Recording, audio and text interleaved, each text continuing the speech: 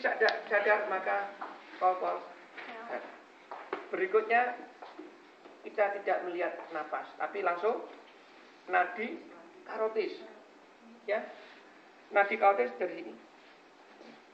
Kalau kita, karena kita medis.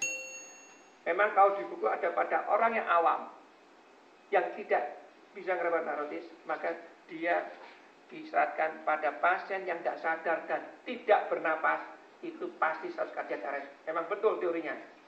Sebab kalau orang yang cardiac arrest, aliran darah otak nggak ada, ke batang otak nggak ada napas. Juga salah satu tes untuk mati batang otak adalah tes apnea tes. Ya, jadi kalau orang awam menjumpai nggak sadar, nggak napas, cardiac arrest, langsung dilakukan pijat jantung. Ya, kalau kita medik tetap nggak sadar, minta bantuan, pegang di karotis. Tidak perlu. Langsung begitu tidak sadar, minta bantuan, nadi karotis. Tidak perlu, karena sekarang yang kita mulai bukan ABC, CAB. Hampir kebanyakan pasien yang akibat jantung. Berbeda lagi nanti penanganan pada pasien yang asfiksia, misalnya pasien neodronic, itu beda lagi.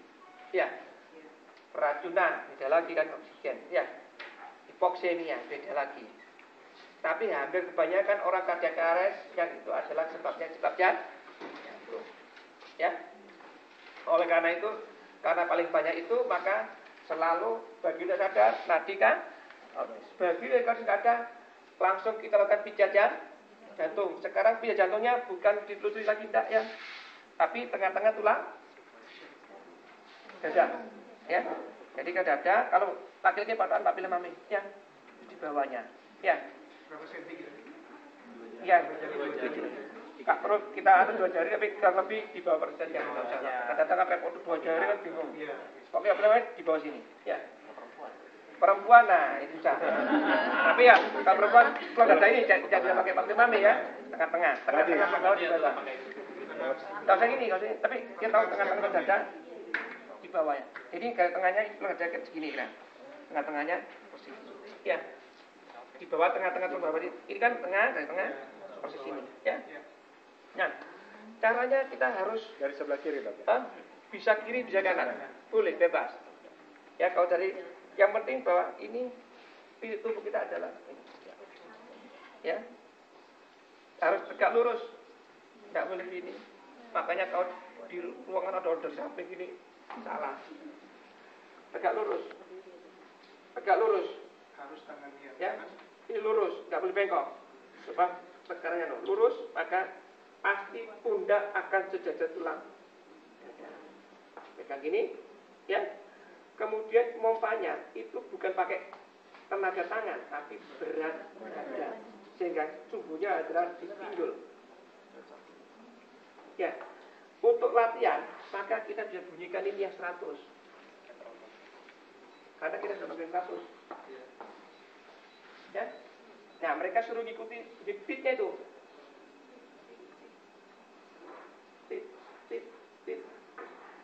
Waktu menekan dengan waktu melepas sama, nggak boleh. Nah, jadi kayak orang benar-benar. Ya. Buka ini. Kedalamannya adalah kategori berapa? 2. Jadi kira-kira kita pakai perasaan, ya. Makanya menekan itu jatuh. Dan ini antara meninggi dengan orang yang aslinya beda, tapi oleh karena itu patokan ini harus sampai hijau. Nah, perlu yang penting biar turun jatuh ke bawah cukup. Ya, ya. Nah, hijau. Ya. Soalnya kalau ujian pakai gitu. Iya enggak, dalam lagi. Lebih dalam lagi tadi. kuat sekali ya kan? Kuat sekali. Kadang-kadang kita yang penting ini bahwa anak itu sudah ngerti bahwa dia iramanya dan ke dalam dan tapi ada kalau kurus kamu paksa sampai hijau lulus dia kasihan gitu badannya kecil. Kalau badannya gede wah ya. Nah, jadi sebenarnya patokannya adalah bahwa dia sudah menekan dan itu sudah turun ke bawah, ya kan? Dan cukup dia. Karena memang berbeda, ya kan? Yang penting iramanya sesuai. Antara melepas dengan cukup.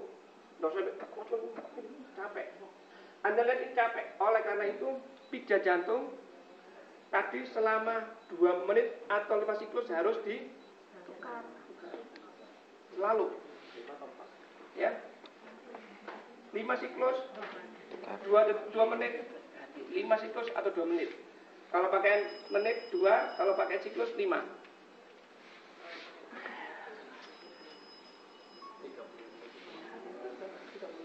Halo? Ya, wassalam. Ya, ntar lagi lah sana. Ya. Kalau ada. Atau ada? Oh ya, dokter juga ada. Bikin saya kerja ke tetap kerja, tapi kerja. Roti saya ke mana ke Gayo. Iya, masuk ya. Ya. Ya. Oke, ya. Tanpa Nah, nanti dulu ini kan baru ini baru sampai tadi kan baru cara ada nadi kalau tidak teraba maka C A B. Nah, setelah kita sudah lakukan 30 kali maka kita mengevaluasi, tapi biasanya tidak perlu evaluasi lagi. Kenapa? Tidak perlu evaluasi. Listen lagi, buang-buang waktu. Karena kalau orang nadi karotis tidak teraba pasti up. Ya, maka saya pernah dulu jumpai ada soal dari OSC, nadi ada, pasiennya apnu, ada KDKRS. Saya masukkan tidak ada, kecuali pasien kasih obat belum otot.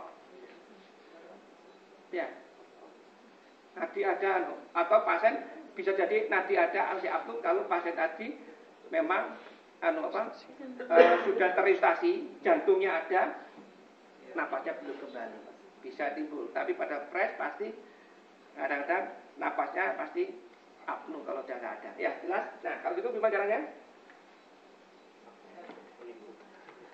Ada mas, ada kasa? Kasa, ini kasa ini ya, boleh pakai kasa saja.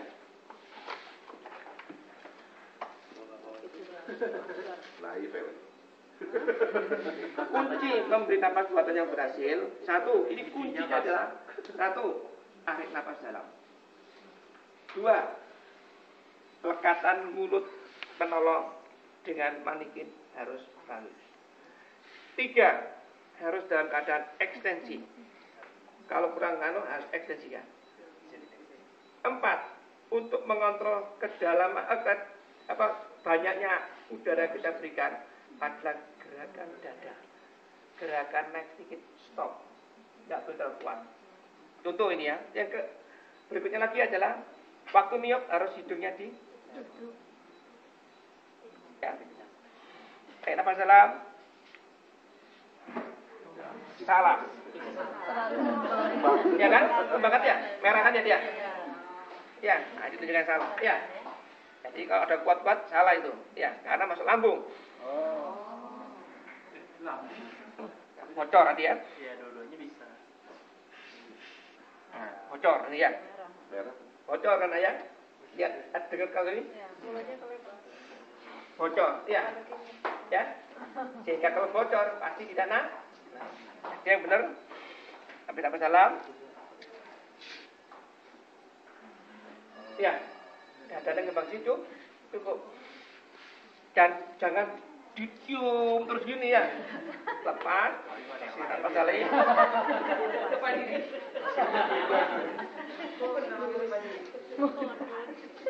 Lupa kalau 2 kali. Ya. Lah ya. Ini naik. Jadi pada saat niup harusnya jangan niup gini. Ya. Ya.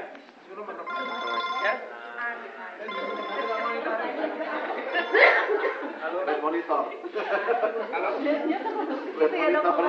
Ya. Nanti dia repot ya. Aku sini video. Nanti ya. Jelas ya? Jadi 2 kalau sendirian. Ya, kalau sendirian ya. Tadi tidak tahu cara dia jantung, niup. Kalau sendirian, saya selalu tekankan supaya kita waktunya nggak banyak waktu. Ini saya diajari gurunya juga. Jadi kalau habis pijat 30 kali, tangan kaki ini tinggal pindah ke sini.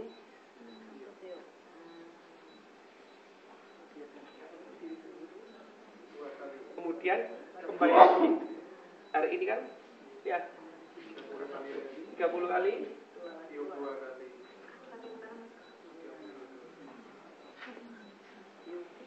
Selama 5 siklus.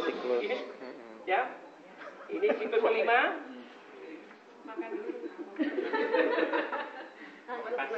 Siklus kelima. Cek. Cek nadi karotis tidak perlu napas.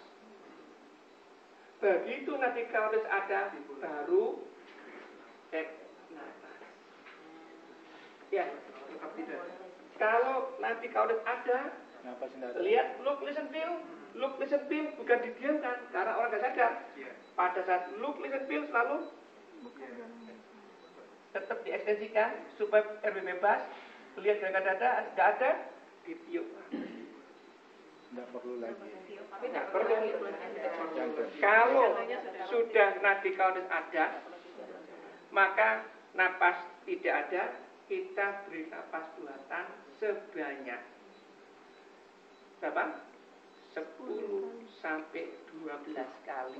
Jadi tiap sekitar 5 sampai 6 detik.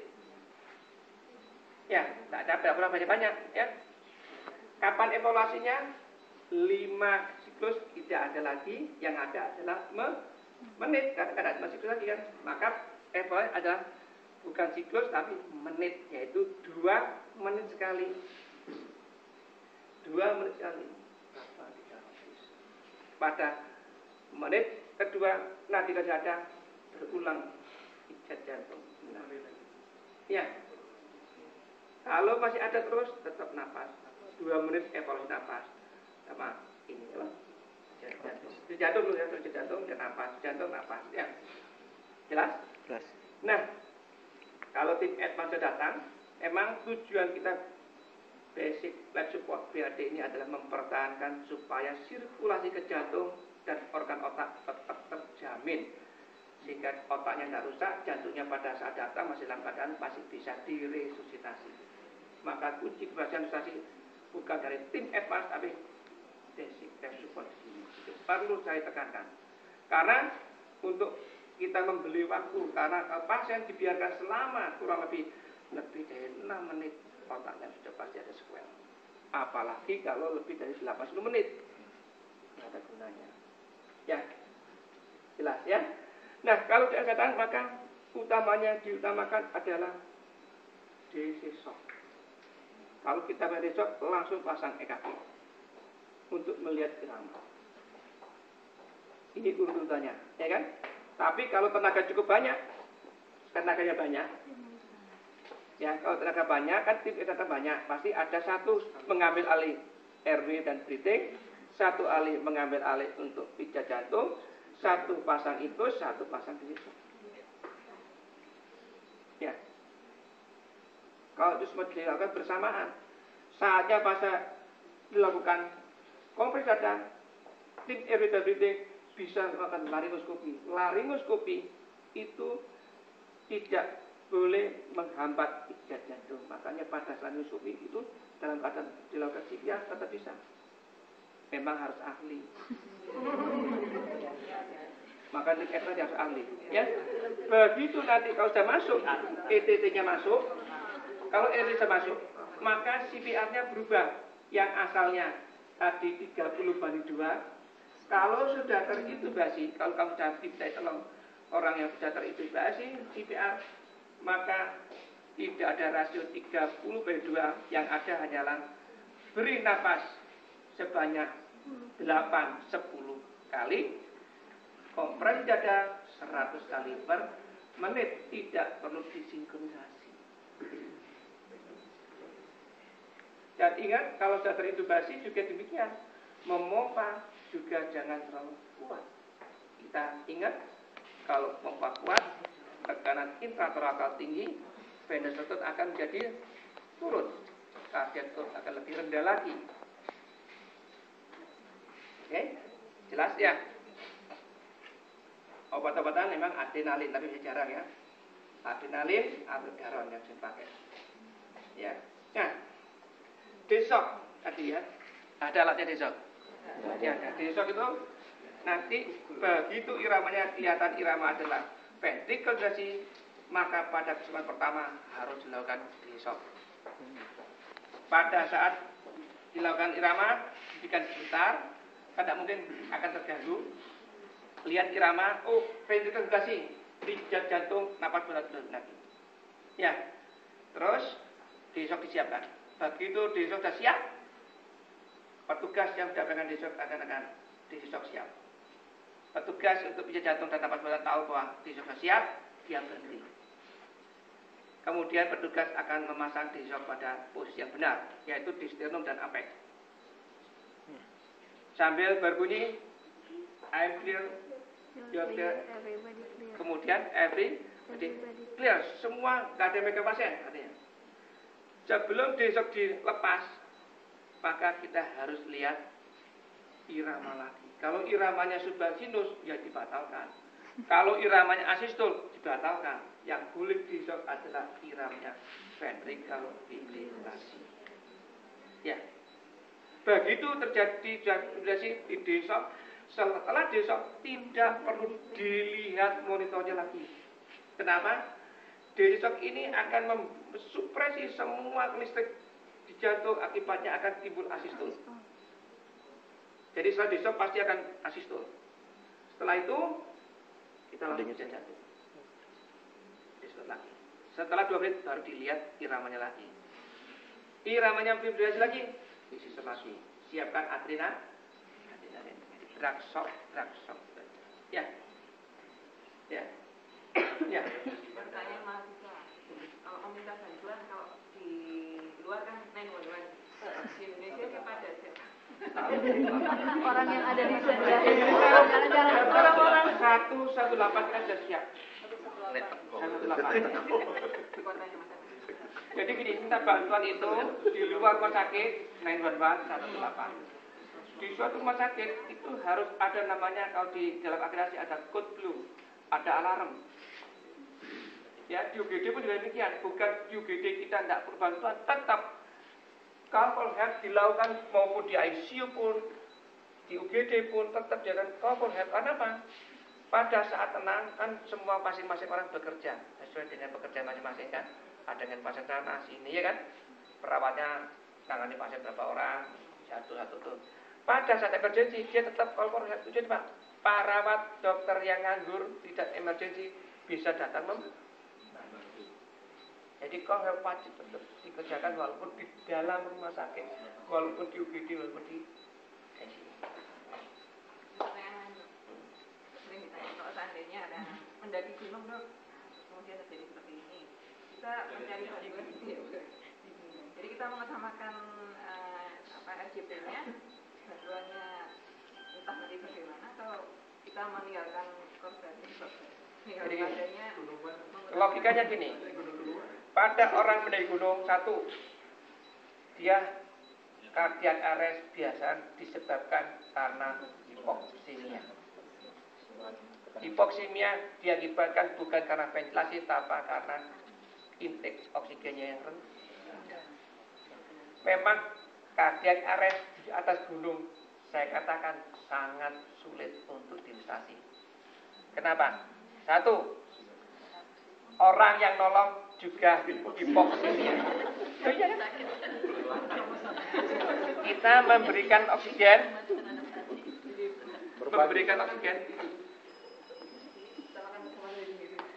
Halo.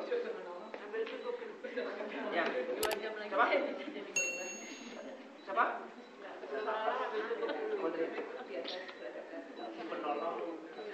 Ya, dulu kan. Ya, terakhir 20 menit. Ya. 20 menit ya, 20 menit. Belum keluar. Yang lain dulu. Yang lain dulu. Ya, yang lain dulu deh. Ya. Nah, terus gini. Memang kalau di gunung tadi kata-kata ya, kita memberikan napas buatan berapa oksigen yang diberikan? Ada yang tahu? Ini teorinya. Oksigen kita adalah 20%. Tekanannya adalah 100 kurang lebih, kalau di atas air laut 760 kurangi 160. Di gunung dia akan turun, tekanannya kan turun makin rendah, makin tinggi makin rendah. Makanya bukan konsentrasi turun, tapi tekanan atmosfernya rendah. Konsentrasi dari atau perbandingan zat-zat itu sama antara oksigen, nitrogen sama. Nah, dengan masuk ke alveoli alveoli 100, ya. Kemudian mengudara dibawa ke jaringan, itu kita hanya 1 menit kita bisa kurang lebih orang normal ya, dewasa normal, bukan anak. Kita pakai bahasa normal, dewasa normal itu menghasilkan 1000 cc per menit oksigen diantar kemana-mana. Yang dipakai cuma 250, seperempatnya. Artinya pada saat ekspirasi masih mengandung oksigen kurang lebih 15-16%. Oleh karena itu udara ekspirasi tetap masih mengandung oksigen, tapi konsentrasinya lebih rendah, 15. Bayangkan kalau di atas gunung kita menghirup oksigen yang sudah konsentrasinya rendah, tekanannya rendah, kita berikan kepada lagi, tekanannya akan lebih rendah. Makanya sulit untuk berprestasi, kecuali di atas gunung disiapkan oksigen. Ini kuncinya. Makanya kadang-kadang selain itu juga berkaitan dengan hipoksimia, sulit. Kalau kita tinggalkan pasien meninggal pasti. Kalau kita kasih ingat, resusitasi itu adalah rasional. Artinya kalau kita tidak kuat, nyeri dada, berhenti. Biarkan ya, saya ucapkan lagi. Jangan emosional. Nah, ya. Kadang-kadang kan emosional. Ada kejadian memang di luar negeri itu, laki-laki tua menelpon tendangan datang, dua-duanya meninggal karena ketika saya ini kan bertahan terus sampai dia meninggal, sampai dia. Jadi jangan emosional, harus rasional. Begitu tidak kuat, berhenti. Ya, dan sulit memang, kecuali ada oksigen, karena problem kardiak pemicunya adalah hipoksemia. Ya, jadi sulit memang. Mau nggak mau tetap diresasi, minta bantuan yang lain. Tapi biasanya sulit. Nanti habis itu berdoa sih. Ada lagi yang sering patah tulang dada gimana misalnya? Ya, dok, patah tulang dada gimana? Bisa nggak di pijat jantung? Prinsipnya sama, bahwa kita adalah skala prioritas. Prioritas pada orang kardiak arrest adalah kita melakukan pijat jantung, tujuannya untuk menyelamatkan jantung otak supaya orangnya bisa hidup kembali. Kalau kita takut dengan adanya fraktur kosta, kalau fraktur kosta nanti akan bisa timbul hematotorak, pneumotorak, segala macam. Itu pada lebih baik pasien hidup dengan hematopneumotorak daripada pasien mati dalam keadaan ini. Ya, jelas. Sama juga demikian kalau misalnya dikotomi, nggak ada alkohol segala macam. Biasanya kita harus pakai hal ini. Kalau misalnya ada pasien timbul misalnya obstruksi total jalan nafas, ya, begitu ada pulpen apa segala macam, bambu segala macam, tusuk aja, hidup infeksi. Nomor 2 jadi atasi kan, infeksi jadi atasi ya, jelas. Hipoksemia otaknya rusak kan jadi atasi.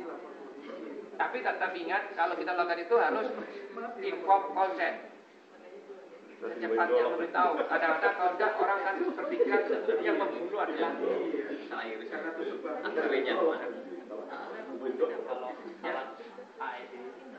AED ya. AED itu adalah memang sebenarnya tujuan AED diciptakan adalah untuk orang awam. Kaum profesional pun bisa menggunakan. Namanya automatic external defibrillator. Jadi AED ini adalah suatu alat yang didesain secara otomatis. Begitu pad dipasang, dia akan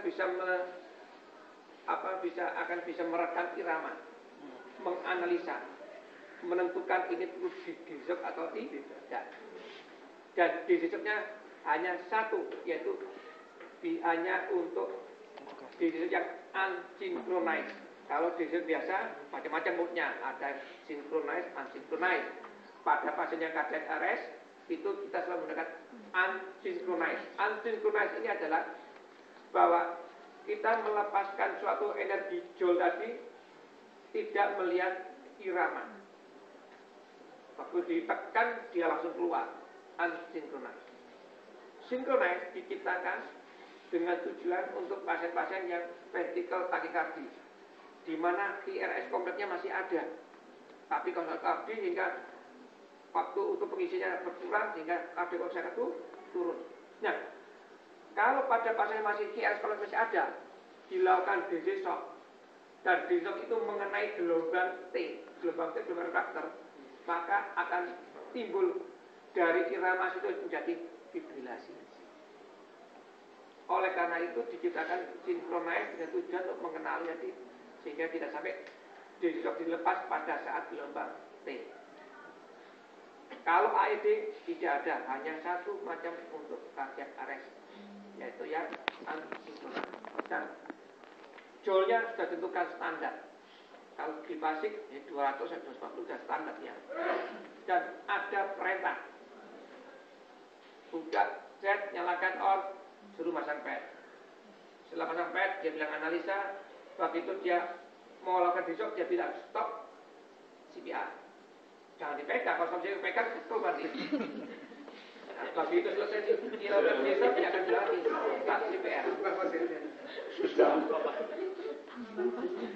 Jadi itu otomatis jam 2 menit dia akan ngomong lagi kan, otomatis dia. Ada. Kita di bandara. Bandara sekarang sudah ada. Dulu nggak ada karena kalau di luar kan di kasino, di tempat di mana ada insiden KDK 2 kali setahun dikasih. Jadi tempat di mana insiden ada 2 kali setahun. Kalau di mana keramaian jadi pusat keramaian ini ada 2 kali KDK itu setahun.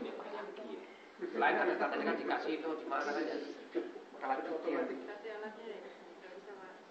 Kalau di sembarang tempat jujur orang kan harganya mahal. Semua. Ini untuk AED adalah untuk awam. Awam. Pramugari juga diajari. Makanya kita yang dari medik juga harus tahu. Ya, tempel aja ikuti perintah itu. Ya. Itu yang diutamakan. Emang waktu itu cardiac arrest, ya kan? Minta bantuan, ada AED. Bukan tunggu AED, datang baru tidak. Tetap BAS dulu. Begitu bisa BAS, AED siap, tempel, dia akan bunyi, evaluasi. Apakah CPR atau disokia? Dia tidak. Ya? Ada lagi yang mau tanyakan? Kapan CPR itu dihentikan? Nah, kapan dihentikan? 1. Kalau kita capek. 2. Kalau pasiennya berhasil. 3. Kalau tim advance datang, diambil alih ya. 4. Ada tanda-tanda kematian, yaitu ada lebam. Dan biasanya kalau sudah 30 menit sudah tidak dihentikan, tidak respon. Kalau pada neonatus 10 menit tidak ada respon, dihentikan. Nanti untuk neonatus aku lupa apa anaknya ya. Kapan lagi? Neonatus sampai ada. Video aja sih. Saya kebetulan juga instruktur neonatus. Jadi ada bayi mana lagi bayi Sudah dikembalikan. saya punya yang saya beli itu kan kata begitu untuk saya kan tuh beli punya yang umur Anak juga. Anak pakai anak sama dengan dewasa tapi usianya kan kalau nggak salah tuh sudah iya ini 1-2 itu tergantung dari apa artinya kalau anak ya kalau cukup satu aja. Ini anak ini bukan untuk manifestasi. Makanya lain gitu-gitu ya. Ini manifestasi lain. Jadi neonatus itu perlu saya kan juga instruktur. Nanti kalau ada nantinya ya, kalau nanti ada pelatihan neonatus di Samarinda, ajukan Unhul juga ada instruktur yang instruktur karena cuma harganya mahal. 3,5 atau 4,5 juta. Fakultas, usulkan fakultas. Ya, usulkan di fakultas. Tapi nanti secara informal nanti saya akan ajarkan, saya punya manikinya. Ya, manikinya. bahwa untuk rheumatus itu memang sini yang ngajarkan selain dokter anak, anestesi, obstetrik juga bisa. Instruktur juga demikian, ada dari obstetrik, dari anak dan dari anestesi. Ya. Sekedar untuk aja, untuk nah itu aja ya. Begitu bayi lahir itu 90% pasti selamat. Kita lihat ada orang zaman mungkin saya sudah bidan, ada yang dukun enggak ini. Kata sudah enggak ada yang bidan, apa enggak ada yang dukun ya? Saya di waktu di EDT dukun terlatih pun bisa nolong. Ya kan? Rata-rata selamat, 90% selamat. Di Irian ibu sendiri yang ya kan? Selamat. Hanya 10% yang perlu pertolongan. Nah, 10% pertolongan kita menentukan 10 bagaimana? Ada screeningnya dengan 3 pertanyaan. Pertanyaan pertama, cukup bulan atau tidak? Kalau tidak cukup bulan perlu dilakukan perawatan perlu stasi, ya. Nah, ini bisa didapatkan pada saat anamnesa. Ya, tanya dokter opsinya, tanya ibunya, ya. Tanya anamnesa mengenai apa haid terakhir. Nah, yang kedua adalah pertanyaan menangis atau tidak. Dan yang ketiga adalah tonus. Ya, biasanya kalau tidak nangis berarti tonusnya lemah. Nah, kalau tidak maka pasien perlu dilakukan resusitasi. Cara resusitasi adalah sama. Kalau untuk bayi bukan CAB, selalu ABC. Karena problem utama bayi adalah paru, karena parunya terisi air. Ya. Jadi kita harus menyelesaikan proses paru. A, dia akan bebaskan jalan napas dulu, yaitu dengan cara satu, bayi ditaruh di pemancar panas. Hangatkan pemancar panas. Diposisikan setengah ekstensi kalau bayi, bukan ekstensi dengan ganjel. Setengah ekstensi dengan ganjel pakai apa aja? Kain. Bukan ekstensi ini tidak salah. Setengah ekstensi. Nah, setengah ekstensi ya. Kemudian dihangatkan, posisikan setengah ekstensi, membebaskan jalan napas dengan cara disaksen karena pasti ada lendir cairan. Itu dengan cara apa? Ya. Suction mulut dulu. Ya, sampai diparing. Bidan dia sering kali menyaksen sampai lambung, ya kan? Ya. Tidak perlu karena air itu berada di bagian paring. Cukup segini aja cukup, masukkan paring, hidung. Selesai itu napas RBC sudah beres, ya kan? Maka kita nilai. Ya kan? Ya, sambil apa dikeringkan itu. Ya. Keringkan ini bisa rangsangan juga. Ya kan? Biasanya kalau dikeringkan, disaksen rangsangan dia bernapas atau menangis. Nah, lanjutkan dengan saksen sampai dilihat nangisnya, kemudian dikeringkan, ya kan? Setelah dikeringkan dia belum nangis, dirangsang taktil. Dengan kaki dipukul-pukul, dada diusap atau punggung diusap, ya. Kalau dia tidak nangis, maka dia mengalami namanya apnu sekunder. Wajib dilakukan namanya VTP kalau istilahnya bayi. Ventilasi, tekanan positif, menggunakan tidak mulut ke mulut kalau bayi sebaiknya. Ya, dia bisa aja, ya. Tapi pakai balon mengembang sendiri atau amputbag ini. Pompa gerakan tadi saya ajar ya. Ya. Jadi patokannya pertama kali adalah RW breathing. Tidak nangis berarti dianggap apnu VTP. Setelah di VTP maka berikutnya adalah mendengarkan denyut jantung bayi. Sekarang yang baru tidak mendengarkan jantung bayi, tapi dipasang saturasi lengan kanan, bukan lengan kiri, karena kan terkena ada ductus buat ada ini itu paten ductus ductus itu yang kontaminasi, jadi yang kanan. Nah, kemudian kalau denyut jantung janinnya di bawah 100, maka VTP dilanjutkan. Kalau denyut jantung di atas 100, VTP dihentikan, dilihat napasnya. Kapan dia bisa jantung? Kalau dia frekuensi jantung di bawah 60. Kalau di bawah cardiac arrest, tidak 60 dilakukan pijat jantung atau disebut dengan kompresi dada. Ya. Terus besok ada waktu lagi nanti saya ajarin untuk prestasi 500. Ya. Kapan ada waktunya lagi? Besok. Kami jadwalkan lagi kapan dokter. Ya, nanti saya bawakan peralatannya. Ya, sekaligus nyoba. Kalau nanti jarak kecuali sudah. Ya. Kalau nanti sekalian nyoba anunya, alatnya. Ada lagi tanya kan? Balon lubang diri, BMS. Ventilasi tekanan positif. Ventilasi tekanan.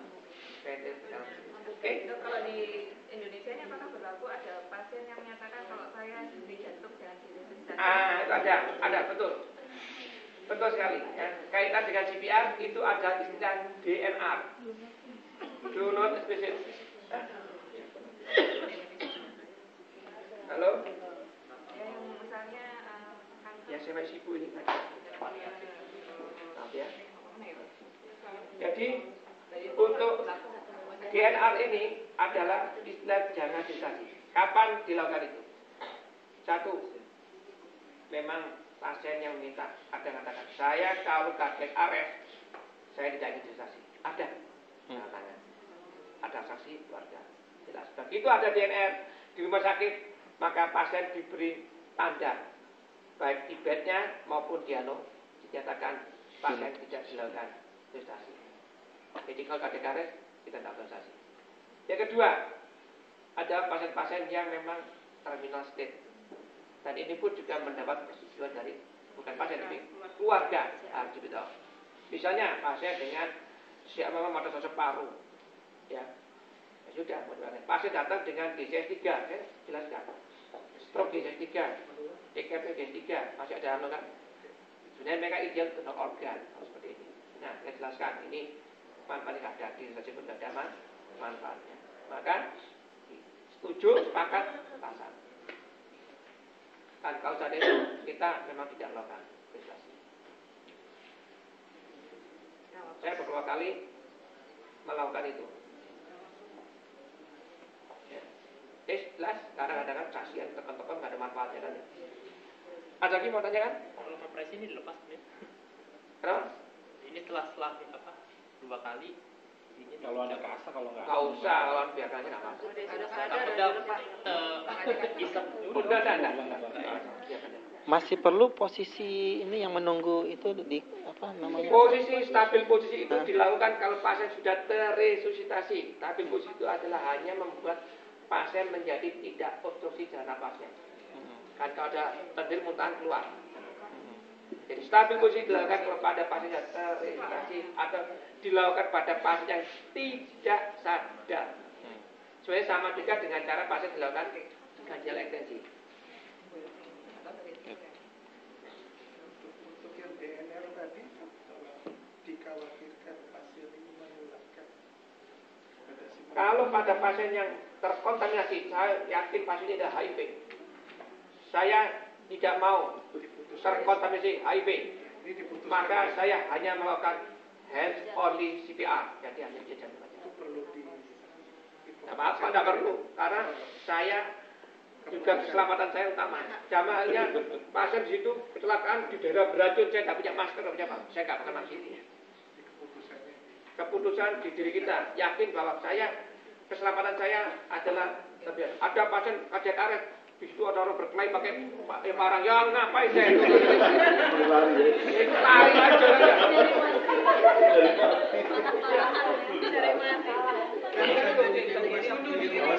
Rumah sakit itu HIV.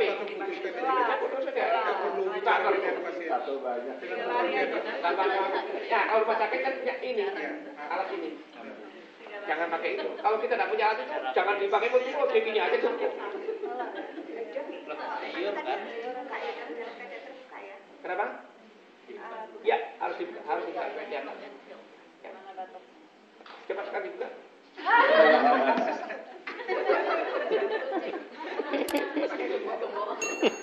Ya, cukup jelas? Cukup jelas, Dok.